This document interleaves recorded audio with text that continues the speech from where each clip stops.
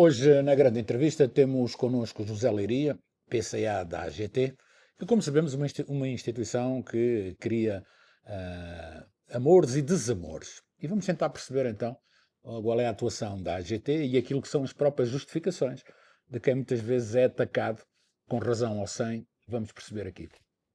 Boa tarde, José Leiria, muito bem-vindo. Muito boa tarde, João Armando. É para mim um prazer enorme falar por expansão.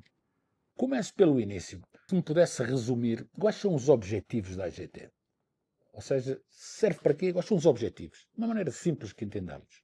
A Administração Geral Tributária tem dois objetivos fundamentais. O primeiro é arrecadar impostos para financiar os gastos públicos. E o segundo é controlar a nossa fronteira aduaneira. Aqui, controlar a nossa fronteira aduaneira é uma expressão muito técnica. Resumidamente, o que significa é toda a mercadoria que entra para Angola, sai de Angola ou circula pelo nosso território nacional, a Administração Geral Tributária tem o papel de verificar que a mercadoria tem legitimidade para o efeito e, naquelas situações em que há obrigações aduaneiras a pagar, essas obrigações foram cumpridas. Uma maneira de ver o trabalho da AGT é pela quantidade de impostos que recolhe, é pelo desenvolvimento da economia nacional, é pela presença, pela imagem que tem junto dos empresários e do público em geral. Como é que se pode analisar a prestação da AGT? É um pouco em cada um dos aspectos que faz referência. Primeiro, a Administração Geral Tributária, no seu papel de coletar impostos para realizar despesas públicas, tem de ter a capacidade de o fazer. Portanto, garantindo que todos aqueles contribuintes que têm capacidade contributiva cumpram com as suas obrigações tributárias. Depois, claro está que este trabalho tem de partir sempre de uma posição harmoniosa com os próprios contribuintes. Portanto, dali a necessidade dos contribuintes perceberem junto da AGT qual é o papel da AGT e qual é o seu papel enquanto membros desta sociedade no que diz respeito às suas obrigações fiscais, e a AGT tem trabalhado nisso com os seus programas de aumento de literacia e cidadania fiscal. Na parte aduaneira, o tema coloca-se na mesma vertente. Portanto, os agentes do comércio externo que dialogam conosco precisam perceber quais são as obrigações no que diz respeito aos desembaraços das suas mercadorias, precisam perceber que tipo de mercadoria pode entrar ou não no nosso país, e isso pressupõe também um diálogo muito permanente. A AGT escuta só ou também propõe legislação fiscal, também, ou escuta só, ou também é responsável pelos impostos, ou pela definição de este, aquele, quer em termos aduaneiros, quer em termos de quadro fiscal. A AGT propõe também. A sua principal tarefa é administrar os impostos, mas, enquanto administrador, ali onde identificar que há necessidade de melhoria, pode, deve e tem feito propostas, no sentido de se ajustar. Aqui uma questão que eu lembro-me perfeitamente, quando a AGT deu um salto, ou pelo menos foi 2011, 2012, começou a ter alguma visibilidade, aquilo que era a grande preocupação do país é que ninguém pagava impostos. Era preciso aumentar, era preciso aumentar as receitas tributárias, era preciso que mais gente pagasse impostos. Mas há aqui um número que no outro dia olhava para ele e que me preocupa. Nessa altura, as receitas não petrolíferas eram 7% do PIB. 7,5% do PIB. Hoje são 7% do PIB. Ou seja, na verdade, a reforma fiscal não acompanhou o crescimento do país, se assim poderemos dizer. Tem alguma explicação para este facto? Em 2024, a receita fiscal não petrolífera foi 8,8% mais ou Eu digo menos. as receitas não petrolíferas relativamente ao total do PIB, sim. Sim, ao total do PIB. Sim. Se retirarmos a receita fiscal, se retirarmos o PIB petrolífero e analisarmos a receita fiscal não petrolífera e o PIB não petrolífero, estamos ali em cerca de 11%. Portanto, temos esta realidade do ponto de vista de evolução. Depois, desde 2011, até 2025, é inequívoco que a base tributária está cada vez mais larga. Quantos contribuintes existem hoje, só para teres uma ideia? Meio milhão? Nos nossos sistemas existem cerca de 300 mil contribuintes empresariais. E quantos contribuintes ativos? Ativos, ao total, com os contribuintes singulares, são 12 milhões de contribuintes. 12 milhões? 2 milhões de contribuintes. Ativos. Ativos. Contribuintes singulares, muitos deles sem obrigações declarativas. Claro, Portanto, sujeitos ao IRT mediante retenção na fonte. Dê-me um exemplo daquilo que acha que foi o desenvolvimento. Tudo isto obrigou, obviamente, a um investimento forte que houve e também a todo o crescimento da estrutura. O que é hoje a estrutura? Dê-me uma ideia da dimensão, os técnicos, enfim, os equipamentos, enfim, para nós termos uma ideia desta dimensão da estrutura, que em 2011 eu tive a oportunidade, era uma coisa muito pequenininha, não é? É verdade. Em 2011 surgem as linhas gerais do Executivo para a Reforma Tributária. E a partir dali começou um amplo processo de reforma. A AGT surge em dezembro de 2014, com seu estatuto orgânico. Portanto, em 2011, os técnicos da área fiscal eram funcionários de uma direção do Ministério das Finanças. Eram funcionários da Direção Nacional de Impostos. E os técnicos da área aduaneira eram funcionários do Serviço Nacional das Alfândegas. Os dois juntos davam perto de 1.500 funcionários. Hoje, a Administração Geral Tributária tem cerca de 5 mil funcionários. Então, pode-se considerar, sim, que, do ponto de vista de funcionários, houve esse alargamento. O mesmo acontece do ponto de vista de estrutura. Portanto, a Administração Geral Tributária teve que se expandir muito mais a nível de todo o território, principalmente naquelas zonas em que se verifica a capacidade contributiva. A Administração Geral Tributária teve que adequar-se do ponto de vista tecnológico, diferente do que acontecia em 2011. Tem ideia do investimento global que foi feito? Não? Desde 2011 até a data, não consigo dizer exatamente quanto foi no global. Mas o que eu... falar de muitos milhões de dólares. Muitos milhões de dólares. Sim. Nada comparável com os ganhos, mas muitos milhões de dólares. Está-me a dizer que acha que os ganhos foram superiores. Muito superiores. Há aqui um aspecto importante quando a gente fala deste crescimento dos funcionários. A gente vê muitas vezes, enfim, na cidade, os técnicos da AGT com sinais exteriores de riqueza, ou seja, passeiam-se com relógios de ouro, têm motoristas com carro, saem à noite e dão aquela banga. Que cultura de empresa que a AGT tem, cultura de administração tem? Está consciente disto, o que acontece na cidade? Não. A Administração Geral Tributária é muito comprometida com temas ligados à integridade dos funcionários. Portanto, nós temos direções específicas que se dedicam a isto. Bem recentemente, foi agora melhorada, tínhamos a direção, tínhamos o Gabinete de Auditoria e Integridade Institucional. E agora passou a ser Gabinete de Auditoria e Gestão de Risco, que tem a função de verificar situações dessas, fazer esse tipo de mapeamentos. A Administração Geral Tributária, todos os meses, faz sair medidas disciplinares para aqueles funcionários que eventualmente tenham cometido alguma irregularidade e publica. Mas é As medidas disciplinares são publicadas na nossa intranet. Portanto, todos os técnicos a nível interno, incluindo demissões, têm contato com as medidas disciplinares. Não, mas estou a dizer nós, público. Agora, isso não é público. Não é divulgado para fora, porque são medidas internas. Portanto, circula dentro dos meios de comunicação interna, com particular realce a nossa intranet. De resto, e aqui é importante que se faça referência a isto, a visão, à luz do Código de Conduta da AGT e a visão generalizada dos funcionários da AGT não é aparentarem ou apresentarem-se com sinais que muitas vezes não dominam. Sinais de riqueza, digamos assim. Dali, o nosso Código de Conduta exigir que os funcionários... Quanto é que ganha um técnico da AGT, só para ter uma ideia, para ter assim, fazer estes sinais, quanto é que ganha mais ou menos em média, para termos uma ideia?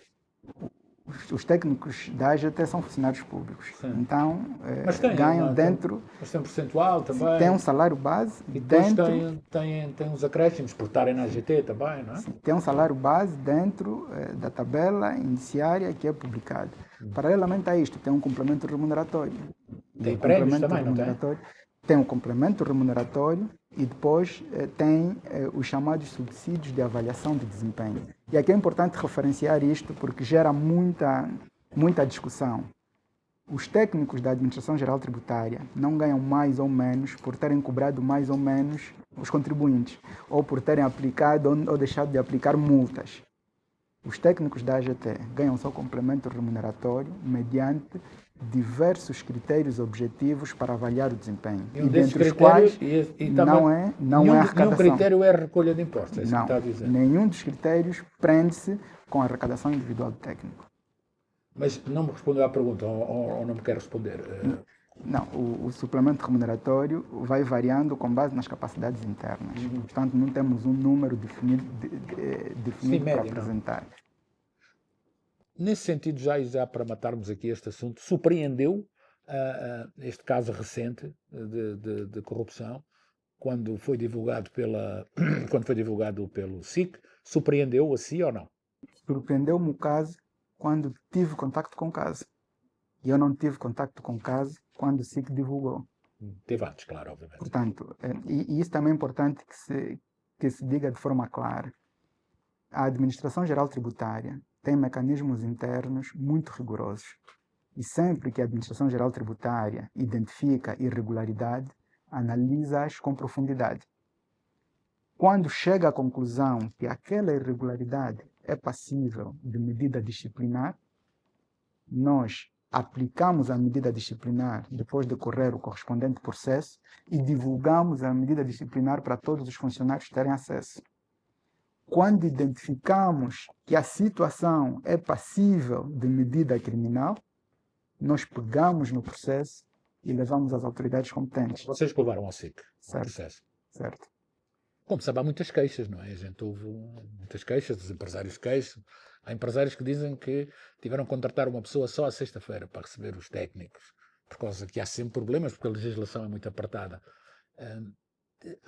Sente isso, ou seja, sente que de alguma maneira a AGT pode, ou os seus técnicos, podem complicar um pouco a vida às empresas. Isso é outro fator medidor também, não é? Penso eu, da atuação da AGT, o desenvolvimento económico. Ou não sente isso? Uma das nossas estratégias é garantirmos ao máximo que os nossos contribuintes estejam confortáveis. E nós, para conseguirmos isto, estamos a trabalhar de forma muito dedicada nos aspectos tecnológicos. Hoje, felizmente, posso dizer que temos contribuintes que não pisam nos serviços da Administração Geral Tributária há anos, porque têm o portal, exercem a sua atividade no portal. Mas o vosso sistema também está muitas vezes em baixo. Essas são as queixas que se recebem, não é? Que é difícil, não é? Repare, o sistema da Administração Geral Tributária foi um dos principais desafios que nós tivemos.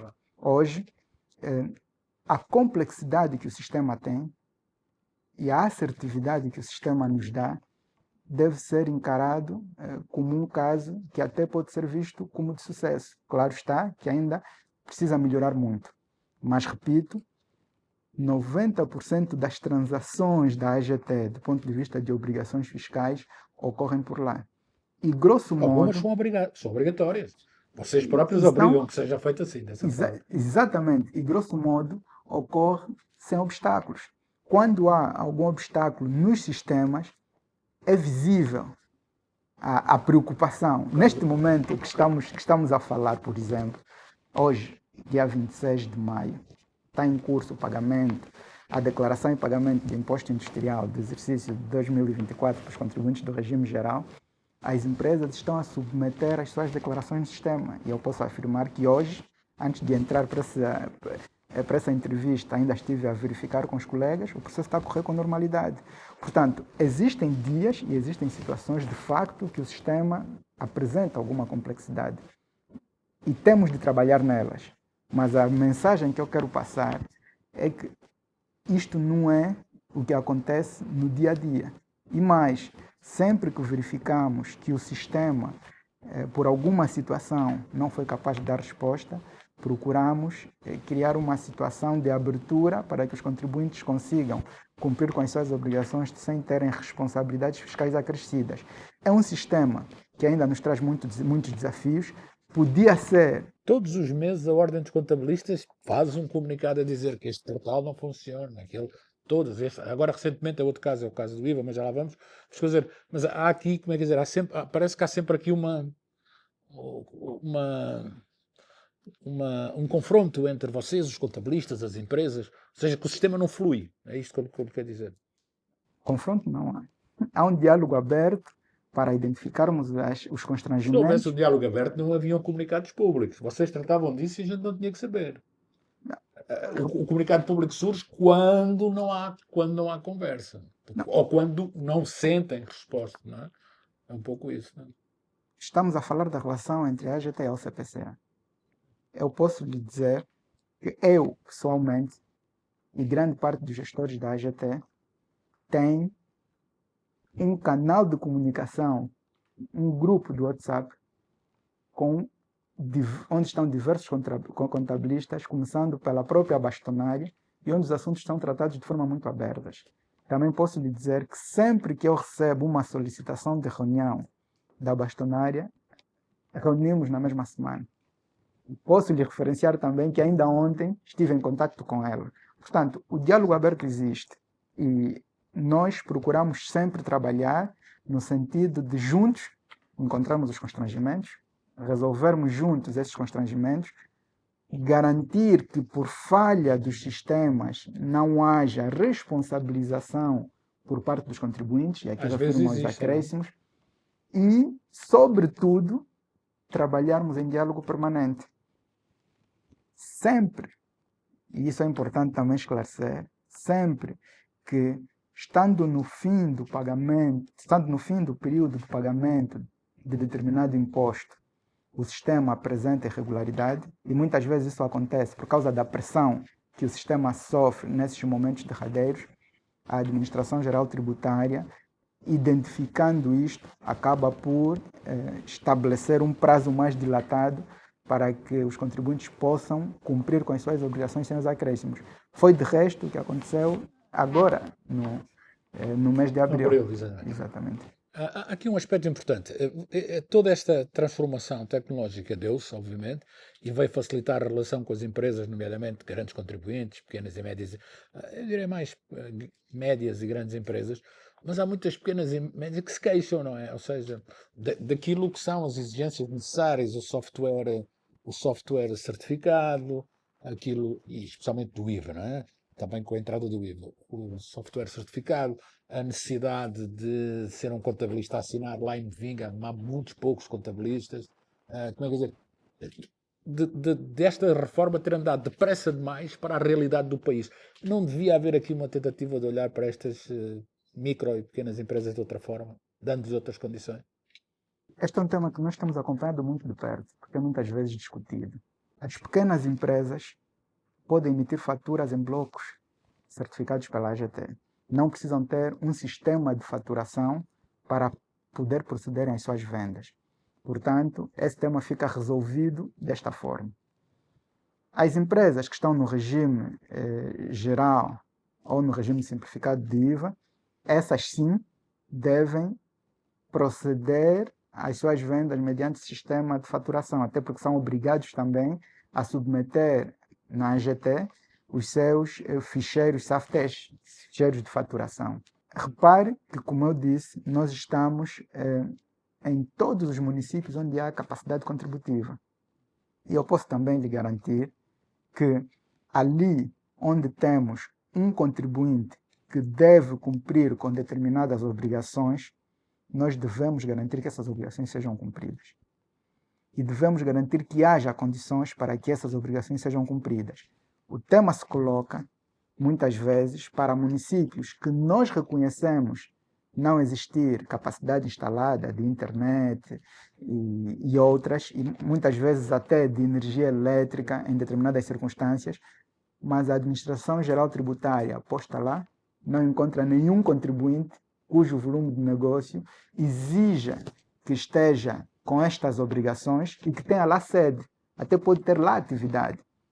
Não é? Aqui, com particular realce a atividade agrícola, até pode ter lá atividade, mas depois vamos identificar que o seu centro de negócio, a sua sede, o seu domicílio profissional, onde estão fixados os seus gestores, é numa zona onde se consegue cumprir essas obrigações. Esses pequenos, a chamada produção agrícola de primeira pessoa, paga IVA, ou seja, isto é importante dizer. Depois, se as pessoas entregam ou não entregam, mas o IVA existe, não é? E estamos a falar do caso específico do IVA. Ou seja, estas pequenas e médias empresas compram materiais com IVA, ou seja, gostariam de o abater, porque senão o IVA deixa de ser um imposto, não é? Passa a ser uma taxa que vai acrescer o valor aos produtos. É neste sentido que eu lhe falo. Senão deveríamos olhar, se calhar, para a produção agrícola, para isto, com outros olhos. Por exemplo, enfim, isso é o que os agricultores querem, propõem, né? Que a produção agrícola na primeira pessoa tenha IVA zero, para facilitar isso. Mas há aqui um certo desfazamento, ou não? Os contribuintes, mesmo aqueles que estão no regime de não sujeição do IVA, podem aderir ao regime geral do IVA. E ao aderir ao regime geral do IVA, precisam dessas condições todas que me falou. Exatamente. É isto que eu lhe estou a falar. Entende o que eu estou a dizer? Há aqui um bloqueio. Ok, não adiro, vou trabalhar assim com faturas. Mas como eu tenho que pagar IVA das sementes, dos fertilizantes, trabalho com o Estado também tem IVA, eu tenho que entrar num regime onde possa recuperar isto. Fica aqui um caminho sem saída, está a perceber? É isso que eu lhe estou a dizer. Estou a perceber, sim. E o que eu estou a tentar explicar é que o que está a dizer está certo. Portanto, os contribuintes que estão no regime de não sujeição do IVA não conseguem recuperar o IVA que pagam nas suas faturas. E não põem IVA nas suas vendas. Portanto, esta dificuldade que faz referência acaba por estar certamente, de certo modo, mitigada por causa disto. Agora, claro está que esses contribuintes, ao fazerem as suas aquisições, se o fazem diante de um contribuinte que está obrigado a cobrar IVA, põe-lhes IVA na fatura. Estou falando do Estado. O Estado é obrigado e grande parte destes pequenos compram ao Estado. Não é? Compram os fertilizantes ou compram ao Estado. Por exemplo. Não é? Sim, um exemplo. Vou dar um exemplo. Um pequeno contribuinte compra fertilizantes, compra sementes, compra peças para o trator, peça não sei o quê. E aqui recebe ao Estado? Não, os fertilizantes não é o Estado, é uma direção do Estado, não é o Estado. Estou a dizer, mas compra aqui, não é? Compra neste circuito. E aqui ele foi sempre pagando o IVA. Mas ele, como está num regime com um regime sem IVA, ele vai pegar nestes IVAs e a cebola dele, em vez de custar 100, ele vai vendê-la a 120, que é para incorporar os IVAs aqui porque não os vai receber. Quando eu estou a dizer isto? Sim, entendo perfeitamente. Eu repito, o que está a dizer está certo. E repare, é se calhar importante desmistificarmos isto. O regime de não sujeição do IVA, portanto, um limiar para pequenas empresas, não é uma estratégia criada só por nós, enquanto país. Não é por Angola apenas. Portanto, existe sempre um limiar em que os contribuintes que são micro deixam de estar obrigados a essas responsabilidades em sede de IVA. Esse limiar existe exatamente porque esse tipo de contribuintes acabam por ficar, de alguma forma, prejudicados quanto à capacidade de dar resposta às necessidades do IVA. O contribuinte que está neste limiar deve colocar no seu preço, e aqui disse bem, o valor do IVA que suporta. Com a lógica de que não precisa colocar um IVA acrescentado, porque não precisa também cobrar IVA dos seus clientes, diferente de quem está num desses regimes gerais. Portanto, nós devemos encarar este aspecto não como sendo uma situação própria da AGT que cria problemas a contribuintes que não estão no regime simplificado, no regime geral. Temos de encarar essa situação como um critério do próprio legislador para facilitar os contribuintes que pelo seu volume de negócio, estão numa situação que possam ter dificuldades em cumprir com as obrigações de IVA. Falando de IVA já agora, continuamos aqui com o IVA, O regime simplificado, eu fiquei com a ideia quando o projeto foi apresentado que era transitório. Vai ser transitório ou vai se manter?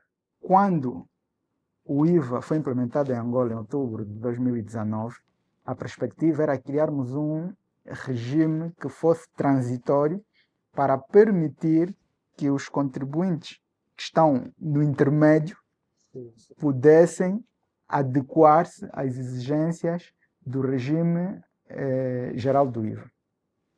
Esse regime transitório deveria vigorar por 2 anos. Portanto, fim dos 2 anos, voltou-se a olhar para o regime transitório e nas discussões, e aqui foram discussões abertas, a AGT participou, os grupos empresariais, a sociedade civil e depois a própria Assembleia Nacional decidiu. Das discussões que foram feitas na altura, chegou-se à conclusão que era cedo demais para se eliminar o regime transitório. E que este regime transitório, enquanto se avalia se deve ou não ser eliminado, devia sair de transitório para simplificado, porque o transitório pressupõe um espaço de tempo curto que nós já tínhamos decorrido. Foi por isso que o regime saiu de transitório e passou agora para simplificado e continua, repito, a ser um regime que está em estudo. Porque, grosso modo, o que se recomenda em sede de IVA é um regime de IVA, que nós hoje chamamos geral, mas devia ser só o regime de IVA, e os de exclusão, que são esses que hoje nós temos no limiar abaixo de 25 milhões de kwanzas. E este regime é para manter para os próximos anos? Neste O momento, regime simplificado vai manter? neste momento, o regime simplificado está na legislação em sede de IVA e não há um prazo. Quando o regime transitório surgiu, havia um prazo de 2 anos. Dali o termo transitório. O simplificado eliminou o prazo. Portanto, até se retirar o regime transitório do nosso ordenamento jurídico, efetivamente vai se manter. Eu pergunto-lhe, só mais uma vez, só para ficar claro, não faz parte da estratégia da AGT retirar o sistema simplificado para já. É para manter, é isto.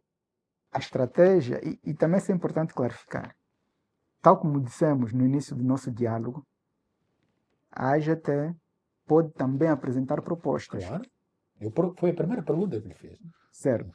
E quando surgiu o regime transitório, a proposta foi, como existe um segmento de contribuintes que devem estar no regime geral, mas apresentam-se com algumas dificuldades, então vamos fazer aqui um trânsito. Portanto, esses vão poder continuar por mais 2 anos.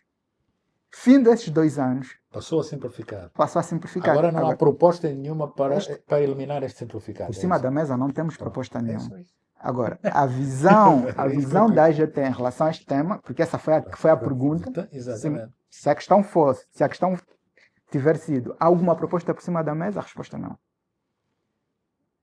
Se a questão foi quem propôs que o regime transitório passasse para regime simplificado, a resposta foi a que eu dei. Foi a AGT, Portanto, a própria AGT. Saiu de uma discussão muito séria e prolongada dos vários órgãos. Portanto, vários órgãos, refiro-me a entes que lidam com essas matérias, os empresários, as associações empresariais. A AGT participou com a sua visão, que a princípio hoje é irrelevante, e destas discussões terminou no regime transitório passar para regime simplificado.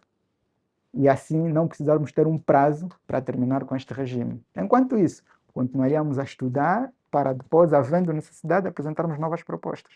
Uma das questões que, enfim, quando se fala de IVA, são esta questão que falou aí das isenções, ou seja, à medida que o tempo vai passando, vão-se criando isenções aqui, isenções ali. Não se está a correr um pouco o risco de termos muitas isenções à volta daquilo que é o objetivo da cobrança do IVA? Muito boa questão essa. Tecnicamente, o que se recomenda é que o IVA tenha o mínimo de isenções possível. Essa é a recomendação técnica.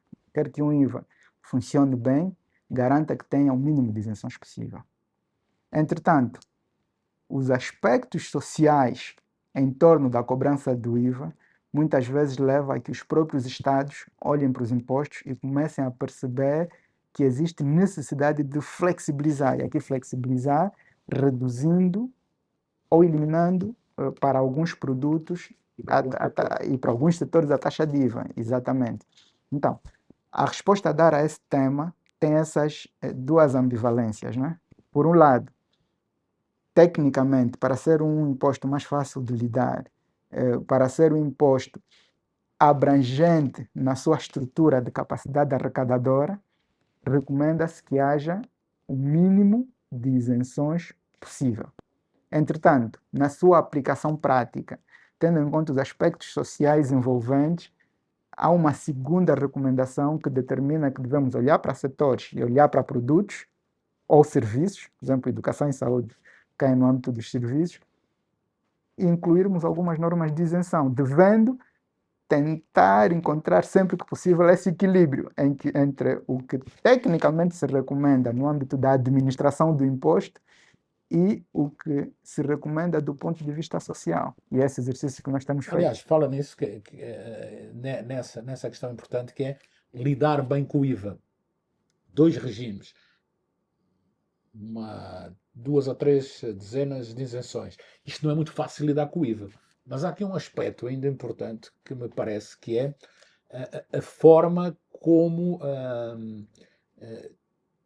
se olha para isto, como as empresas olham para isto. Ou seja, as empresas olham sempre para isto como se fosse uma enorme confusão. Ou seja, isto é muito difícil, tem que ir buscar um contabilista sénior, tem que ir fazer não sei o quê. Ou seja, há sempre aqui uma ideia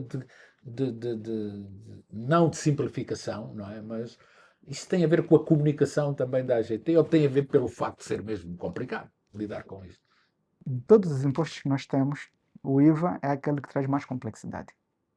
Portanto, os contribuintes até 2019 estavam habituados, e a própria Administração Geral Tributária também, estávamos todos nós habituados a gerir impostos mais simples, e depois vem o IVA, que obriga a tributarmos considerando os valores acrescentados, tal como o próprio nome diz. E depois tem uma mecânica particular, porque às vezes a pessoa pode pedir reembolsos, outras vezes pode ficar numa situação de crédito e deixar o crédito lá sem pedir reembolso. Então, esta complexidade que o próprio imposto trouxe consigo vários desafios. Por isso, devemos sim considerar o IVA um imposto complexo se compararmos com os demais impostos, que têm uma mecânica mais fácil de lidar. Agora, desde a altura em que o próprio IVA estava em fase de implementação até hoje, temos estado em diálogo permanente com os contabilistas e com os contribuintes. Aliás, a Ordem dos Contabilistas e Peritos Contabilistas de Angola tem uma formação para os contabilistas e nesta formação existe um módulo de fiscalidade. A Administração Geral Tributária tem cedido técnicos para ministrar esses módulos de fiscalidade exatamente nesta lógica, no sentido de cada vez mais compreendermos a forma como o IVA funciona. E hoje nós conseguimos dizer com muita naturalidade que o IVA está muito melhor conhecido, quer para a AGT, quer para os contabilistas, comparativamente ao que ocorreu na fase de implementação. Portanto, hoje já não é um imposto que nos traz muitas complexidades. Um dos principais problemas, e isso é importante referir, que os contabilistas sempre levantaram em relação ao IVA, é o mapa de fornecedores. Exatamente porque o SAFT de faturação e a submissão do SAFT de faturação é um processo que não é muito complicado. É retirar o ficheiro do sistema de faturação reconhecido pela AGT e submeter esse ficheiro ao sistema da AGT. Entretanto, paralelamente a isto, e este ficheiro submetido remete à AGT apenas às vendas, havia a necessidade dos contribuintes, através dos seus contabilistas, preencherem o mapa de fornecedores, onde eles vão dizer qual é o IVA que eles têm a recuperar, pelo fato de terem pago nas suas aquisições.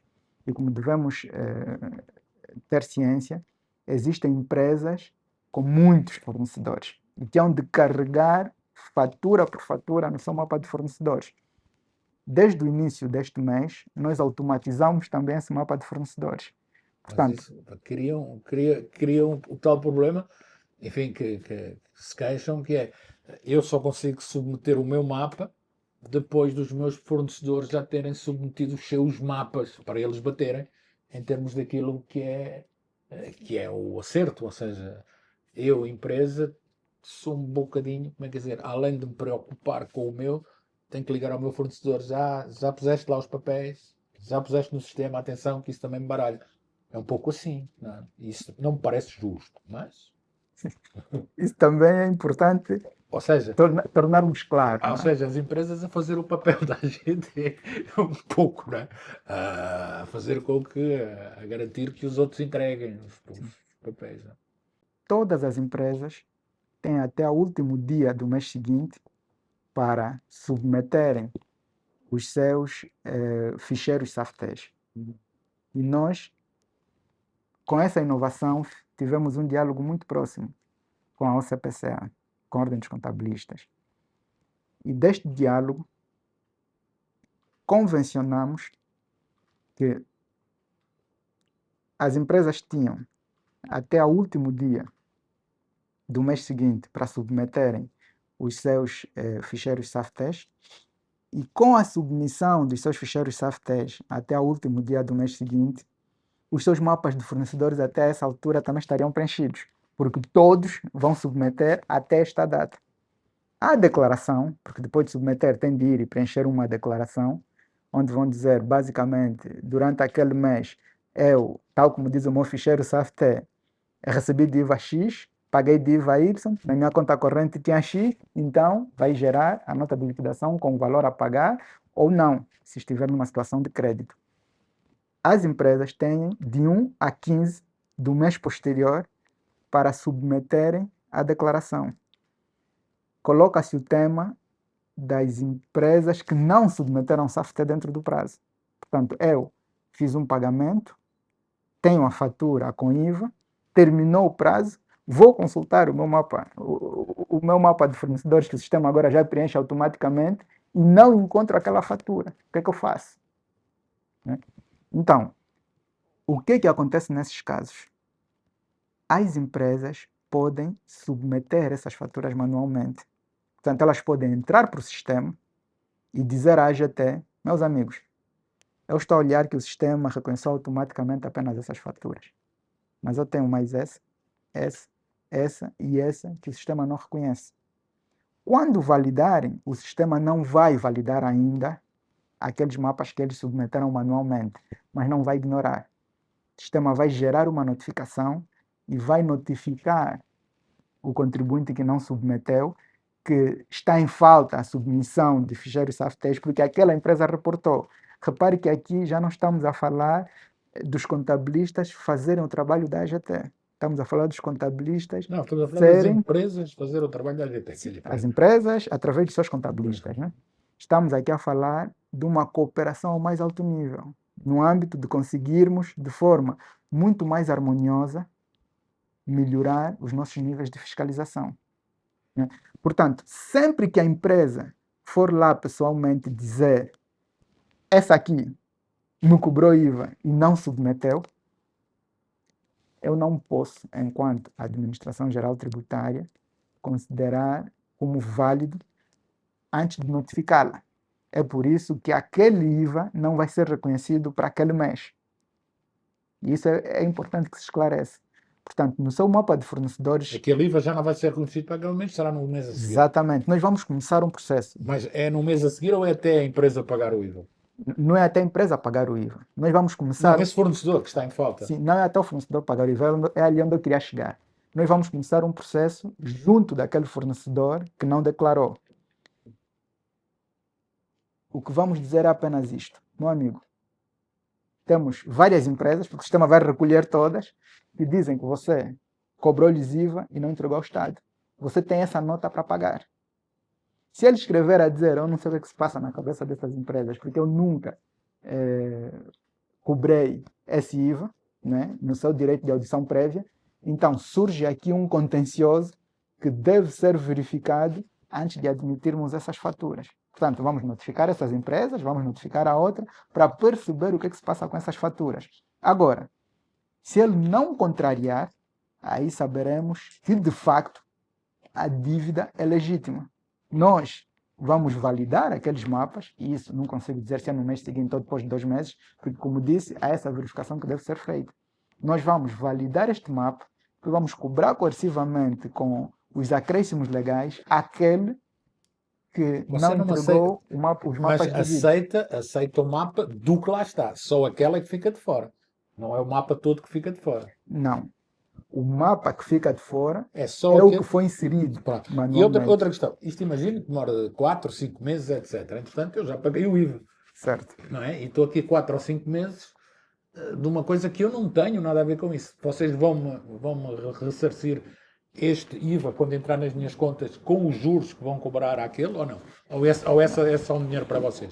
Os juros são receitas de Estado. Ah, O que se recomenda às empresas e também então veja lá se isso tem alguma lógica.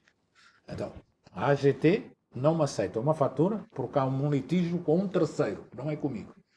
Não é? Não me aceita isto. Este meu dinheiro degrada-se também como se degrada a vossa dívida. A AGT vai receber a dívida com juros ali, mas depois vai-me só abater o dinheiro normal, 7 ou 8 meses depois, ou um ano, consoante for o litígio. É isto que me está a dizer. sim, Ou seja, que as empresas estão a assumir os custos que o Estado tem em cobrar o IVA, que não devem ser das empresas, claro.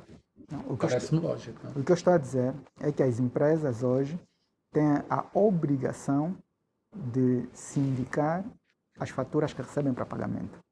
Portanto, a empresa recebe uma fatura, tem de verificar se aquela fatura cumpre com o regime jurídico das faturas e documentos equivalentes e tem de verificar se aquela empresa que está a cobrar IVA tem legitimidade para cobrar IVA. Porque há aqui algo que eu posso também lhe dizer. Antes de automatizarmos este processo, encontramos situações de empresas que colocam nos seus mapas de fornecedores IVAs fictícios. Então, Calculo.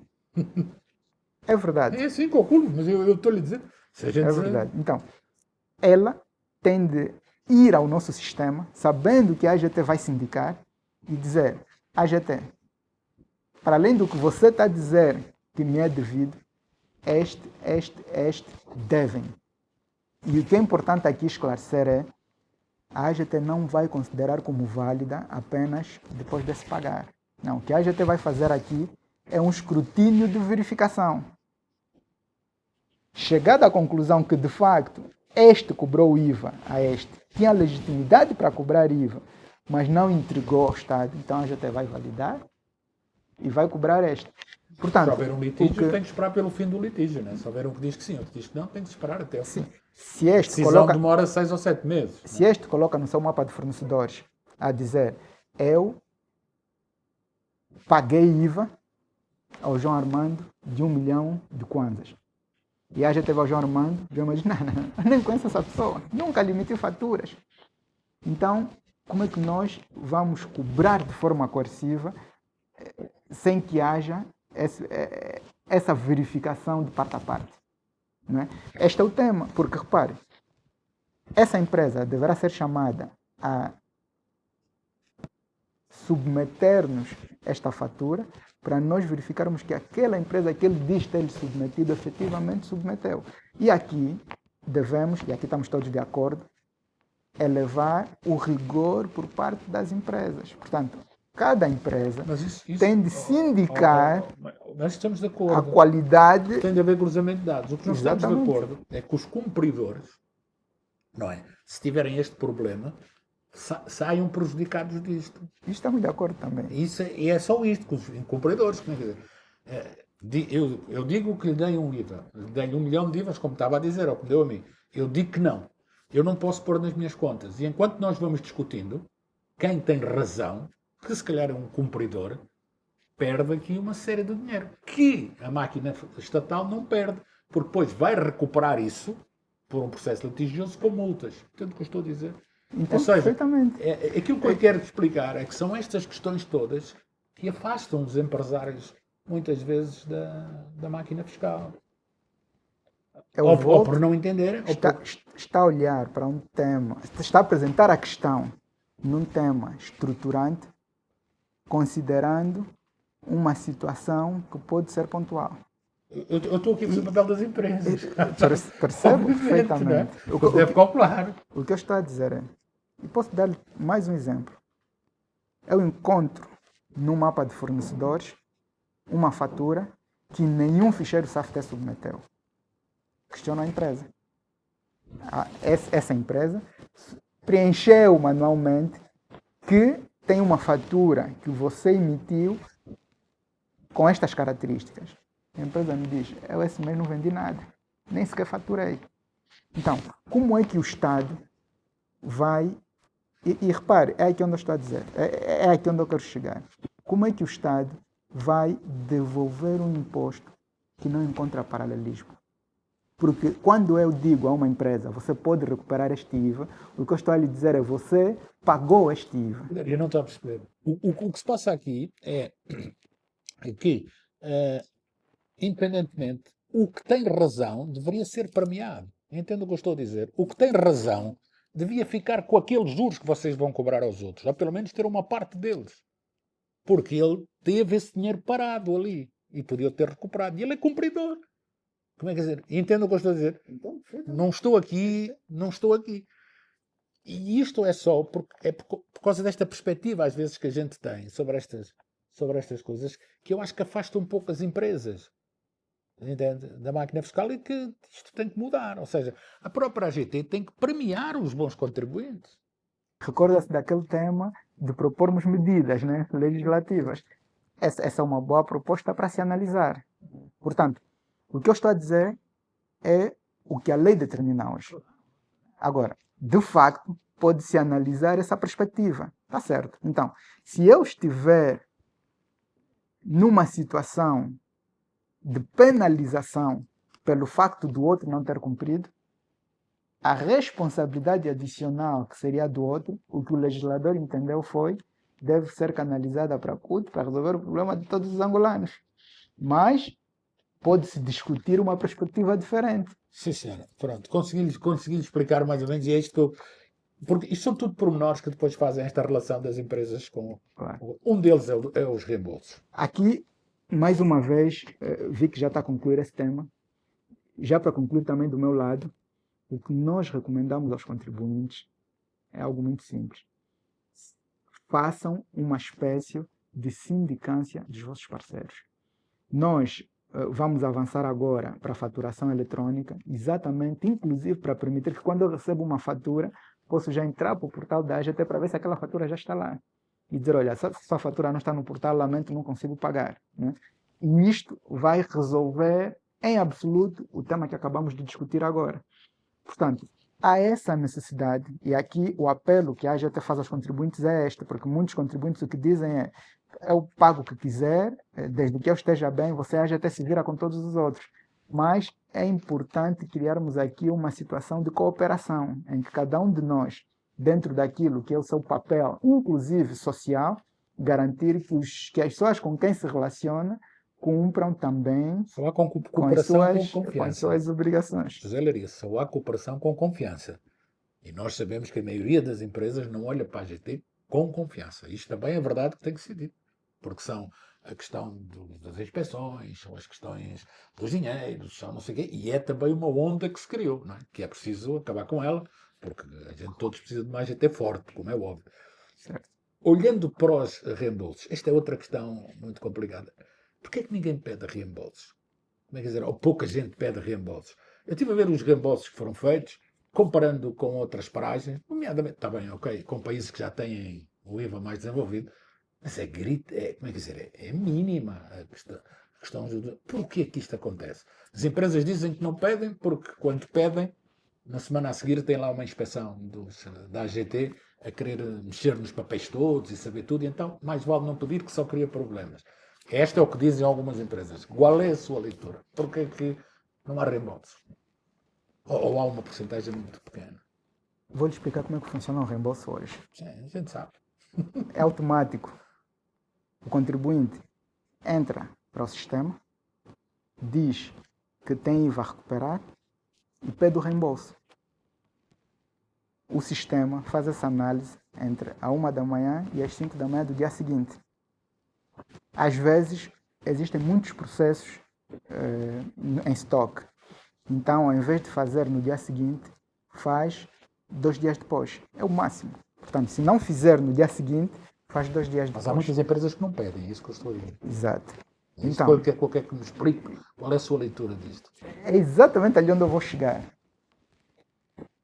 O sistema analisa o pedido e responde ao contribuinte. E na análise do pedido, o que é que o sistema verifica? O sistema verifica se o contribuinte está numa situação de crédito por 3 meses, porque é isso que a lei determina. Verifica se o contribuinte tem a sua certidão de conformidade tributária, que hoje também já é automática. Verifica se as faturas que o contribuinte submeteu nos seus mapas de fornecedores coincidem com faturas existentes em ficheiros SAFTES de terceiro e responde. Essa resposta é um dia, mais ou menos. Exatamente. Não há uma fiscalização 360 graus hoje. Portanto, se houve no passado, vale a dizer que desde março de 2024, não há. E esta dá uma resposta num dia e reembolsa em quanto tempo? Reembolsamos, regra geral, na semana seguinte.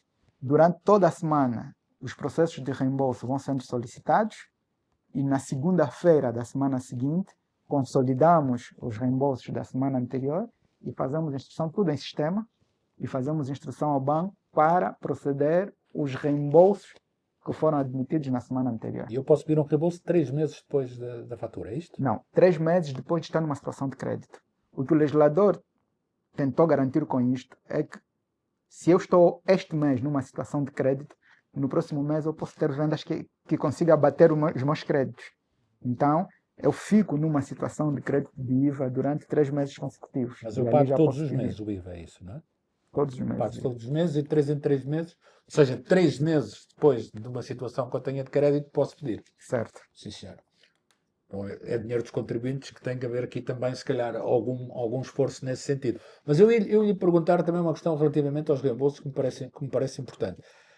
E qual é a sua opinião sobre isto? E pergunto-lhe diretamente, porque esta questão é colocada. Não devia haver uma conta corrente com o Estado? Ou seja, que o pagamento de impostos tivesse alguma relação com as dívidas que o Estado tem para as empresas? Haver uma conta corrente. Qual é a sua opinião sobre isto? Eu não quero... Não, é uma opinião muito boa, né?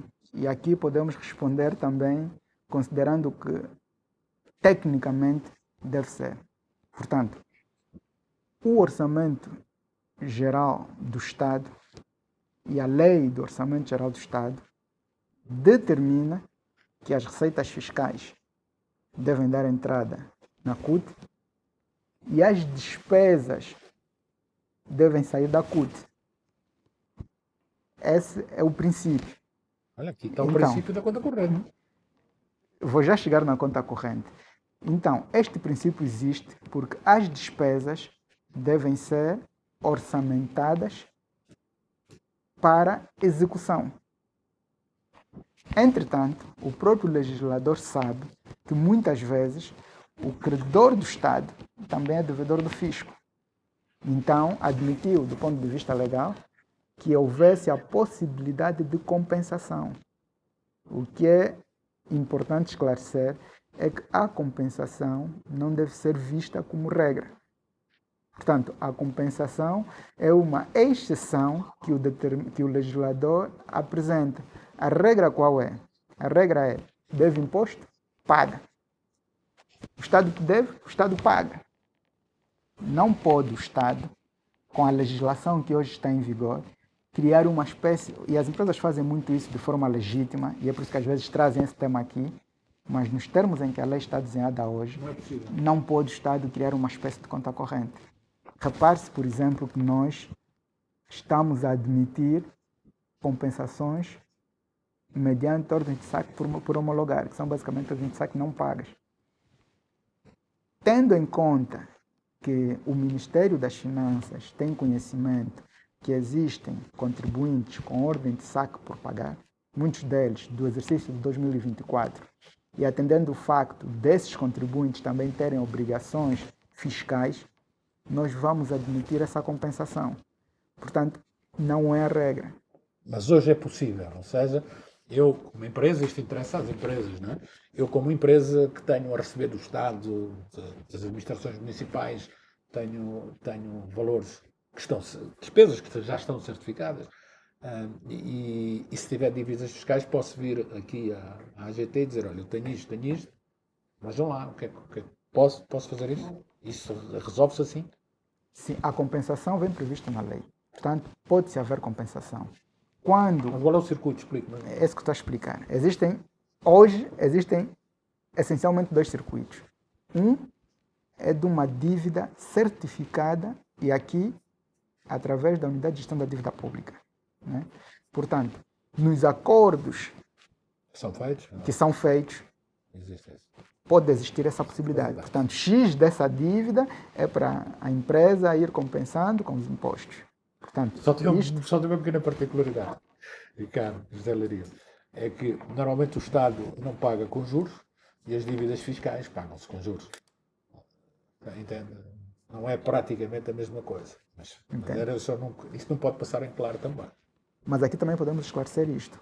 Portanto, sempre que uma compensação fica determinada de forma prévia ao surgimento da obrigação fiscal, não pagar com juros. O que isso quer dizer? Se eu, enquanto empresa, tiver um certificado que determina que eu posso compensar aquele crédito que eu tenho do Estado com dívida fiscal, eu tenho a minha nota de liquidação por pagar, antes dela vencer, eu sinalizo à AGT, olha, tenho essa nota de liquidação, quero compensar com estes créditos que tenho do Estado. Portanto, a compensação... Dali para a frente, não que está para trás.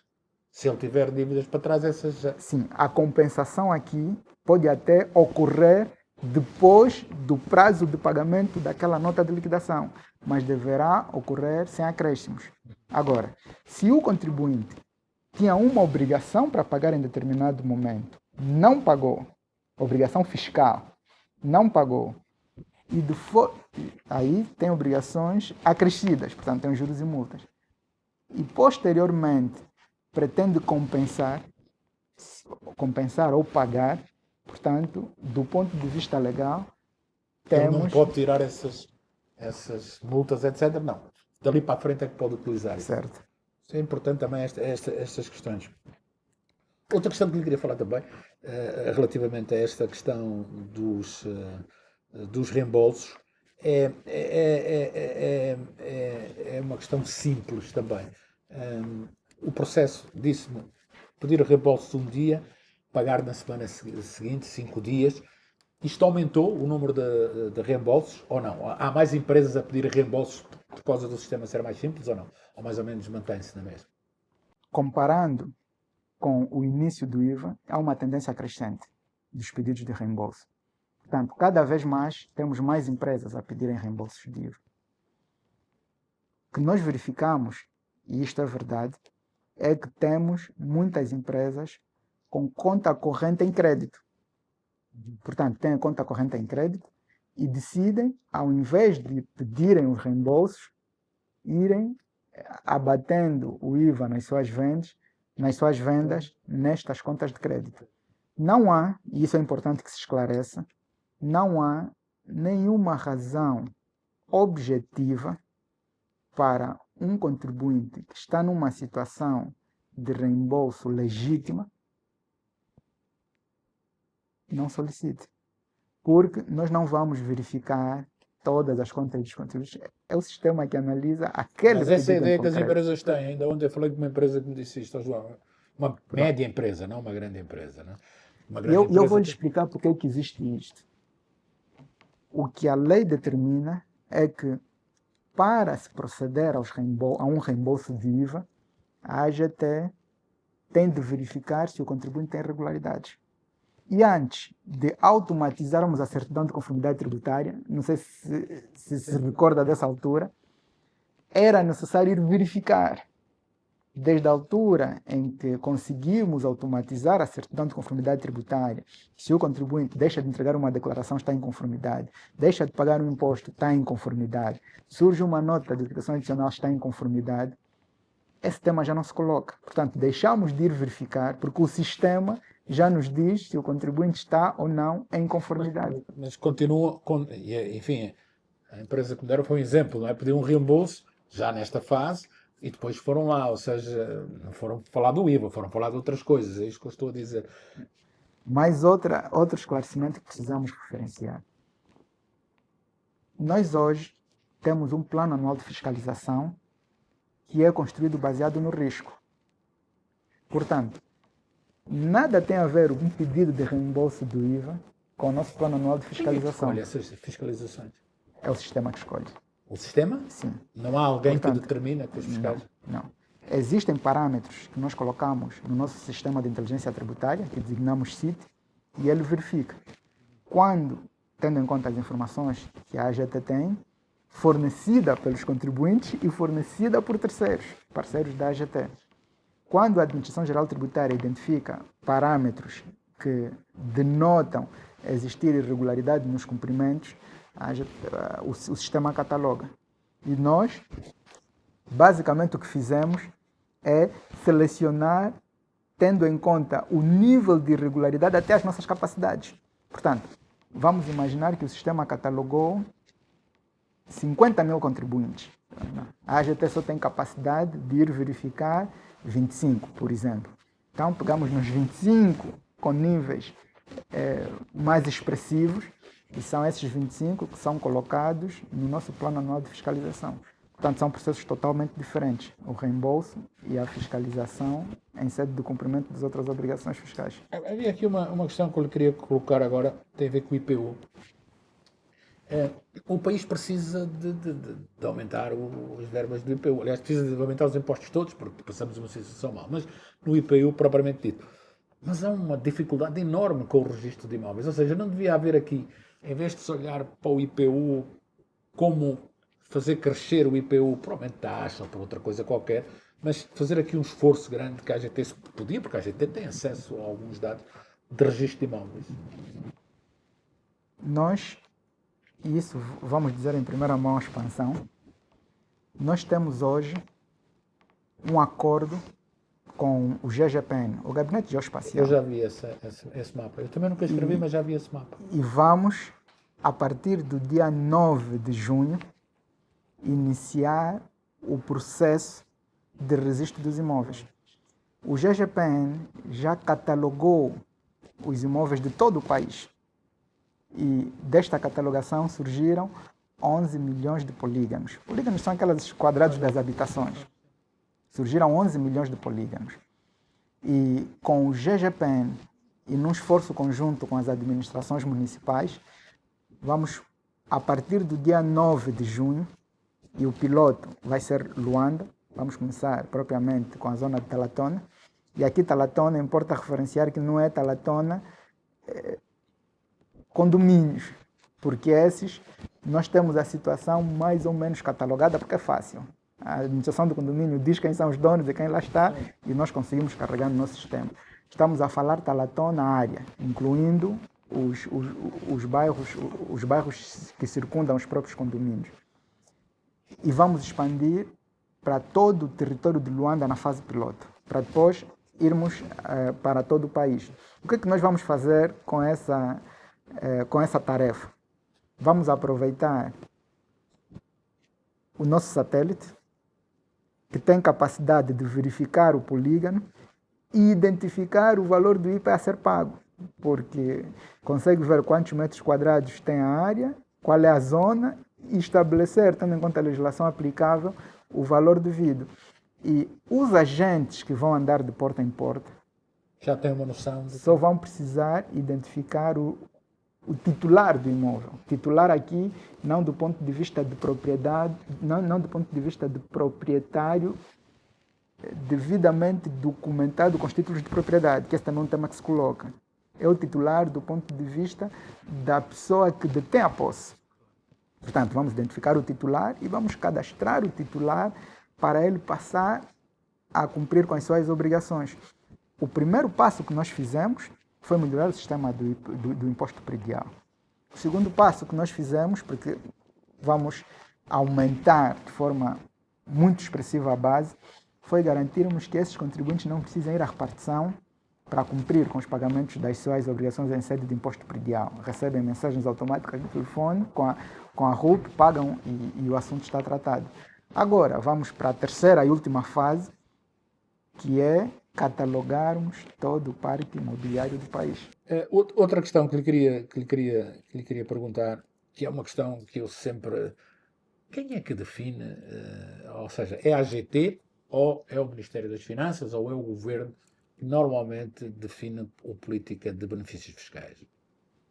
A política de benefícios fiscais... Tirando a que está na lei, essa está na lei, sim, não é? vem prevista no Código de Benefícios exatamente, Fiscais. está lá. Mas eu digo, então, quando se deu aquele benefício fiscal, por exemplo, à refinaria de Cabinda, ao Grupo Gemcorp, ou quando se dá a isso, isso é uma definição de quem? Portanto, estamos a falar dos benefícios fiscais contratualizados. Porque o Código dos Benefícios Fiscais também admite que hajam benefícios fiscais contratualizados, em que o Estado senta com determinado investidor e discute dentro das balizas que o próprio Código estabelece os benefícios a serem concedidos. Portanto, a entidade responsável por conduzir esta discussão é a IPEX. Ela é que define isso, no caso da refinaria de Cabinda não foi, mas nesta altura é isso assim que se passa, não é? Ou seja, a IPEX define esses benefícios fiscais e comunica-vos. Sim, precisamos esclarecer aqui um aspecto. Sim. Portanto, benefícios fiscais em sede de investimento, quem conduz é a IPEX. E a IPEX o que faz é, se for um benefício fiscal contratualizado, tem de se criar um grupo que vai discutir com o investidor e estabelecer o regime dos benefícios. Portanto, neste grupo, muitas vezes, indicamos técnicos da AGT. Diferente do setor extrativo. Extrativo, petróleo, gás e outros minérios. Portanto, no setor extrativo, o responsável pela condução dos benefícios associados é o Ministério dos Recursos Minerais. São eles que definem isso. São os responsáveis por conduzir este trabalho. A Administração Geral Tributária, sempre que se criam grupos para discutirem benefícios fiscais, também é convidada a apresentar um membro para discutir esses benefícios. Novo imposto de rendimentos que vem aí e que já vai se lançando aí umas discussões. Dou-lhe 30 segundos, não, um minuto e meio para defender o imposto, a aplicação do imposto. Quais são as vantagens do seu ponto de vista? Nós hoje temos duas propostas. O IRPC já está na Assembleia e o IRPS está agora em consulta pública. Qual é a vantagem destes dois impostos? Vêm terminar com a reforma estrutural. Portanto, a reforma fiscal estrutural já trabalhou nos impostos de consumo, já trabalhou nos impostos sobre a propriedade, está agora a ser finalizada com os impostos sobre o rendimento. Portanto, Angola é dos poucos países do mundo que não tinha um imposto único para tributar o rendimento e ainda tributava de forma cedular. A grande vantagem destes dois impostos é que vai unificar num único imposto todos os rendimentos e vai diminuir as obrigações declarativas. Portanto, se antes as empresas eram obrigadas a entregar uma declaração por cada natureza de imposto, hoje vão entregar numa mesma declaração toda a realidade dos seus rendimentos. Claro está que com isto nós vamos adotar aquelas que são as melhores práticas à luz da realidade angolana. Por exemplo... Mas deixa-me dizer, quando a gente fala da realidade angolana, peço desculpa interromper, mas é só por isso. Nós estamos a ficar com um quadro legal similar ao português. Quer dizer, a gente começa a ver, e percebemos isso, não é? Similar ao português. Portugal tem muitos mais anos, tem outro rendimento, tem outra realidade. não corremos o risco de estarmos um pouco. Como é que dizer? Não era mais simples haver um imposto único? Digo eu, como nos Estados Unidos, enfim, como é que dizer? Não seria mais simples nós tentar arranjar uma coisa mais simples para nós, devido ao nosso desenvolvimento tecnológico, literacia de impostos, etc. Nós estamos aqui a construir um quadro demasiado complicado para o país. O IRPC e o IRPS serão mais simples do que é hoje. É importante clarificar isso.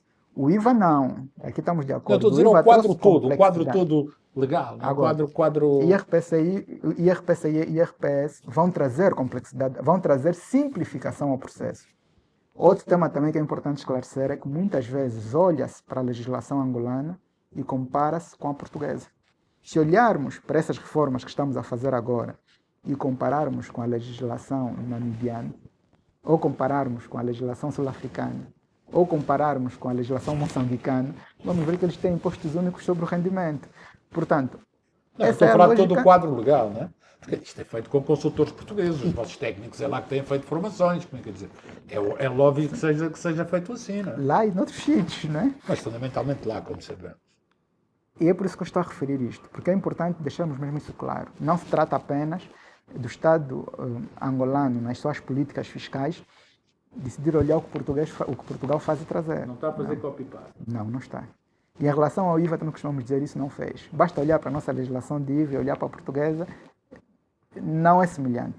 A lógica do imposto é a mesma em todo o mundo, mas quando olhamos para as especificidades, não é a mesma coisa.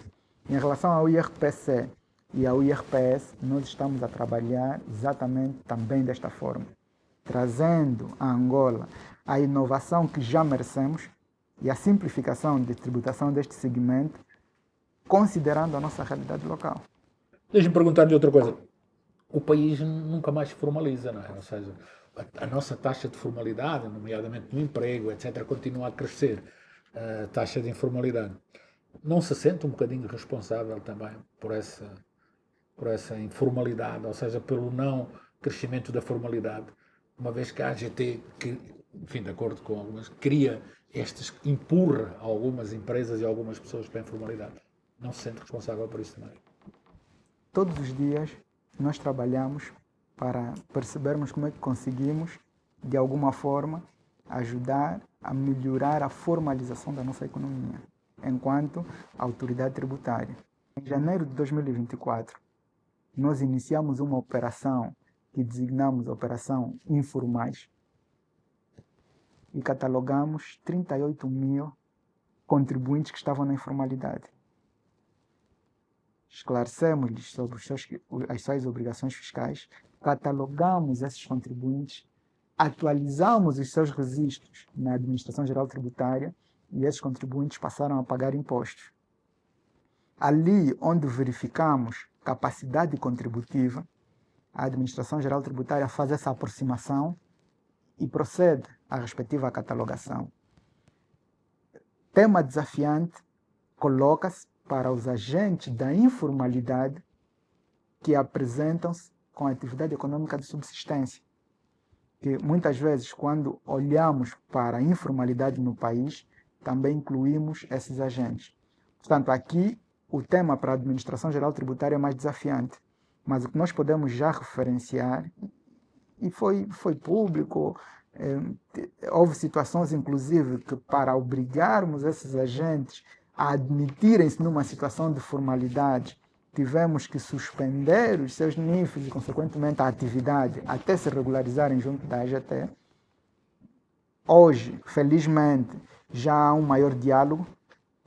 Esses contribuintes já perceberam que têm obrigações fiscais e já cumprem com essas obrigações fiscais, e aqueles que não cumprem recebem notificações pelo incumprimento. Portanto, é o que temos feito, paralelamente a diversas outras estratégias no âmbito da sensibilização, aumento da literacia e estudo do nosso mercado, para conseguirmos garantir que essa informalidade há empresas reduza. Que foram formais, depois criaram dívidas deste lado formal, passaram-se para o informal. Quer dizer, e são empresas que têm algumas capacidades, não é? E vivem no fio da navalha, mas têm algumas capacidades. Não acha que o país devia encarar um perdão fiscal para as pequenas e médias empresas? Não digo para as grandes empresas, obviamente, que tiveram oportunidade para isso noutros tempos. Mas para as pequenas e médias empresas, não devemos encarar a possibilidade de um perdão fiscal? Por exemplo, com data a seguir ao Covid 2021. Este é um tema muitas vezes discutido, de facto, né? Se convém ou não existir um perdão fiscal. O que nós, a nível da Administração Geral Tributária, temos dito é que temos muitos contribuintes que cumprem. E eu aqui posso dizer sem medo de errar. Em 2012,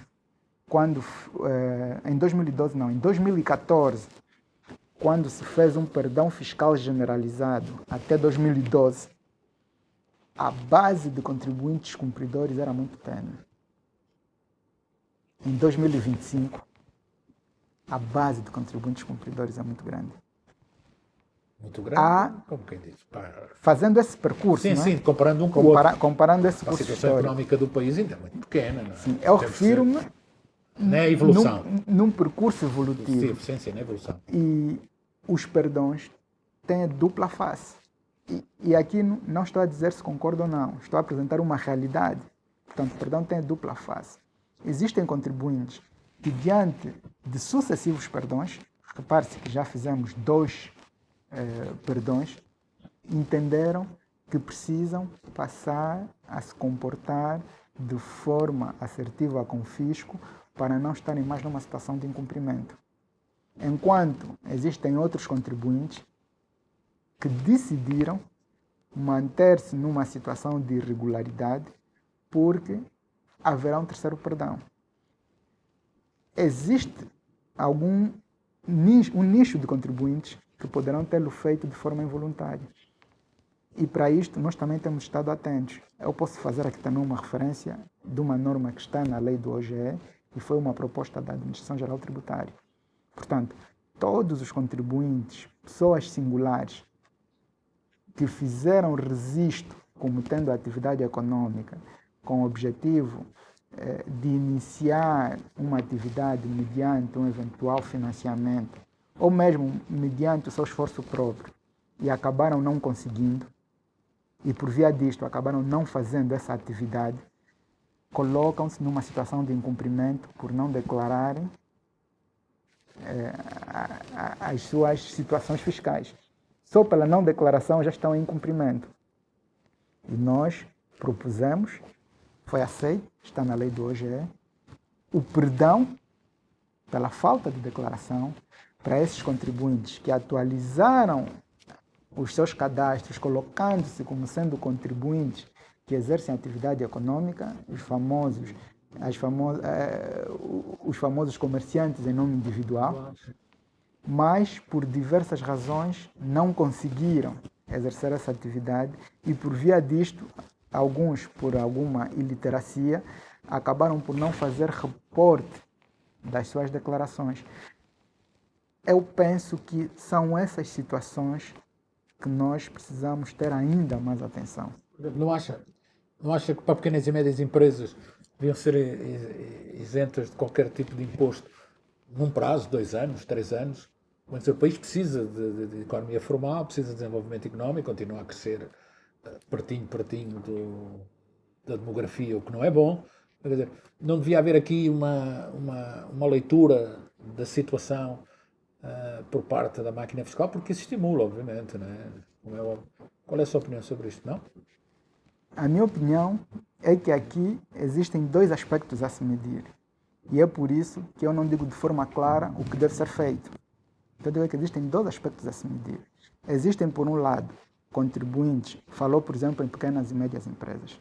À luz da legislação vigente, um contribuinte com volume de faturação anual de $2 milhões é uma média empresa. Sim. Até 2 milhões é uma média empresa. Portanto, a mensagem que eu estou a tentar passar é: existem contribuintes que cumprem com as suas obrigações porque sabem que devem fazê-lo, conhecem a importância destas contribuições e não querem estar numa situação de inconformidade. E existem outros que deixam de cumprir. Portanto, ao decidirmos um perdão, devemos olhar para essas duas facetas. Está a fazer a questão olhando apenas para a faceta do incumpridor que vai ganhar algum fôlego.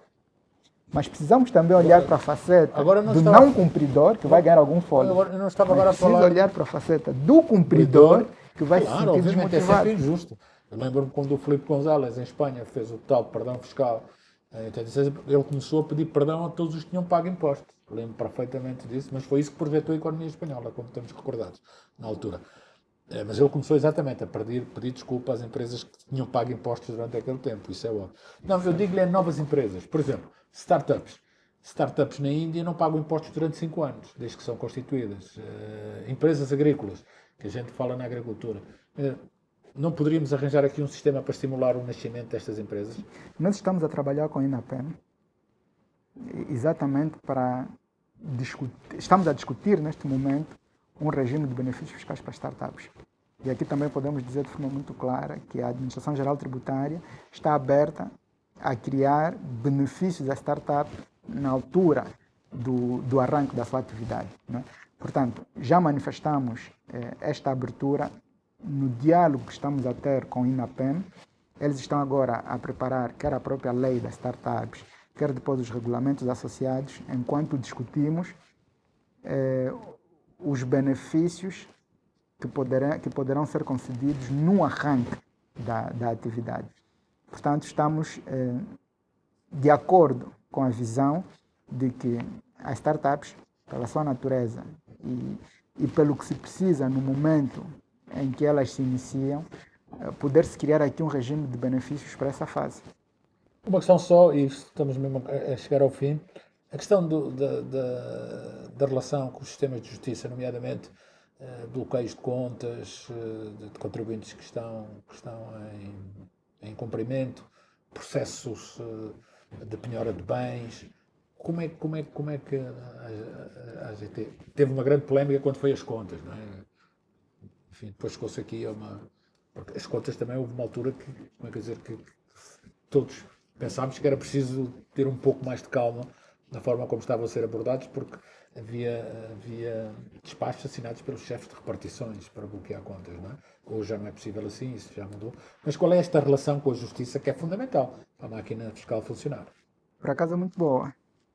A Administração Geral Tributária, quer na sua relação com a banca comercial, nos mandatos de penhora de contas bancárias, quer na sua relação com os tribunais, não tem temas que possamos considerar que sejam fracturantes.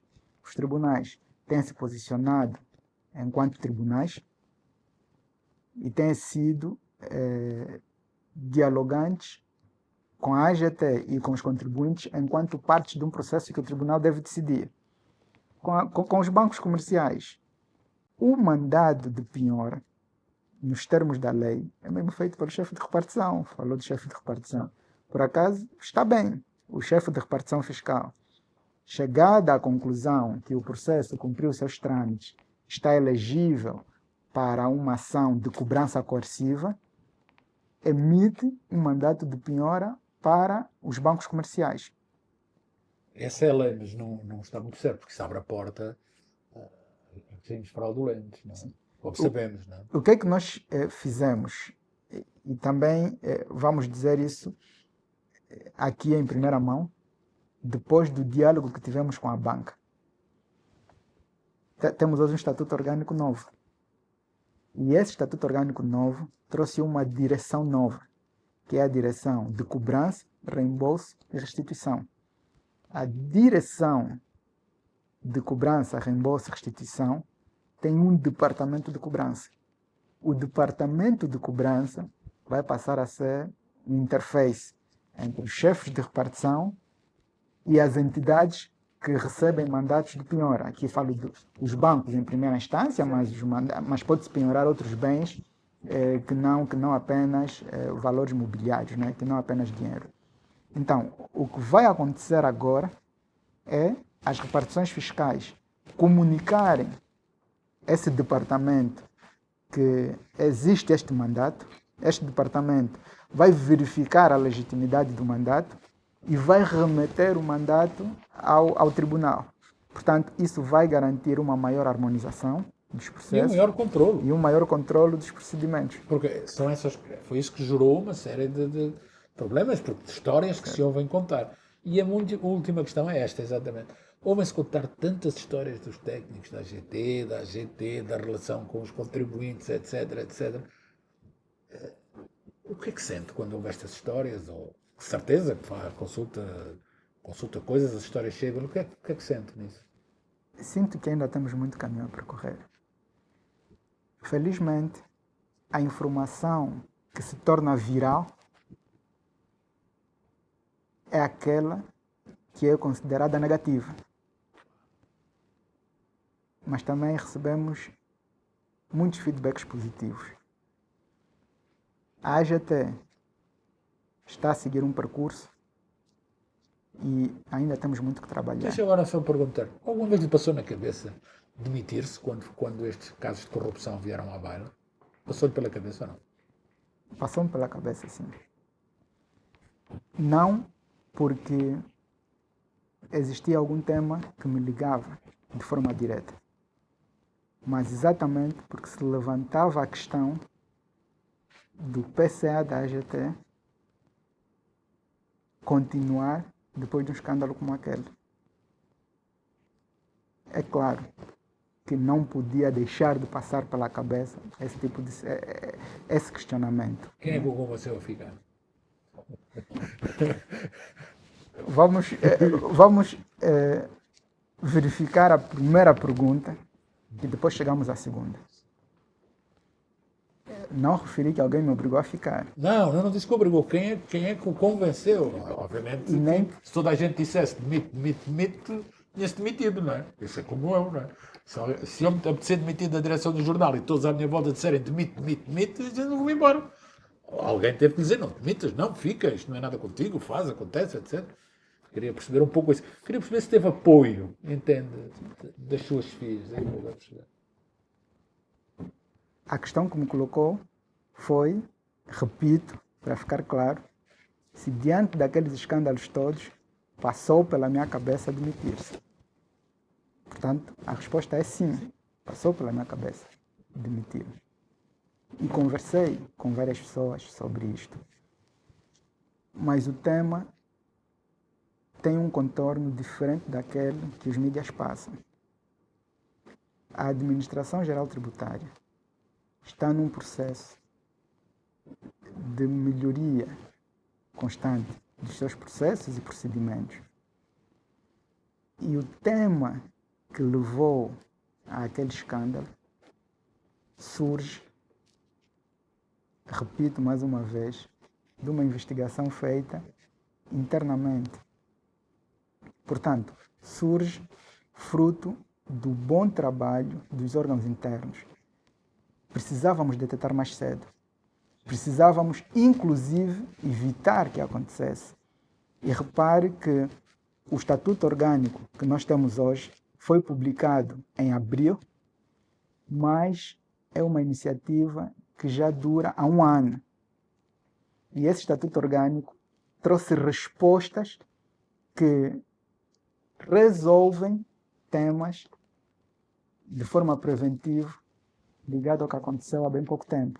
Portanto, há essa preocupação por parte dos órgãos internos da AGT no sentido de identificar o que é que está mal, o que é que pode ser melhorado e continuar a trabalhar para que essas melhorias sigam seu curso. Isso internamente até acaba por ser positivo, não é? Porque os prevaricadores ou possíveis prevaricadores sabem que podem ser apanhados, não é? Isso também é bom internamente, não é? Também a AGT precisava dar esta prova, não é? Até internamente, não é? Mas essa prova, como disse, não existe por causa dessa situação ocorrida no princípio do ano, com a magnitude que teve. Essa prova, ela existe diariamente.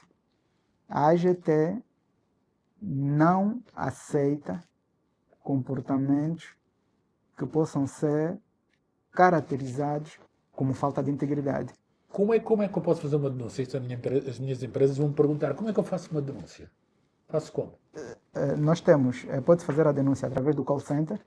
Nós temos o call center da AGT todas as denúncias feitas no call center da AGT são sindicadas, abre-se um processo, há uma averiguação, e essa averiguação tem que se chegar a uma conclusão. Portanto, temos os e-mails de denúncia, basta ir para o portal da AGT ou para alguma rede social da AGT e encontramos logo os canais de denúncia. O próprio Ministério das Finanças tem hoje também canais de denúncia onde até os temas da AGT podem lá ser levados.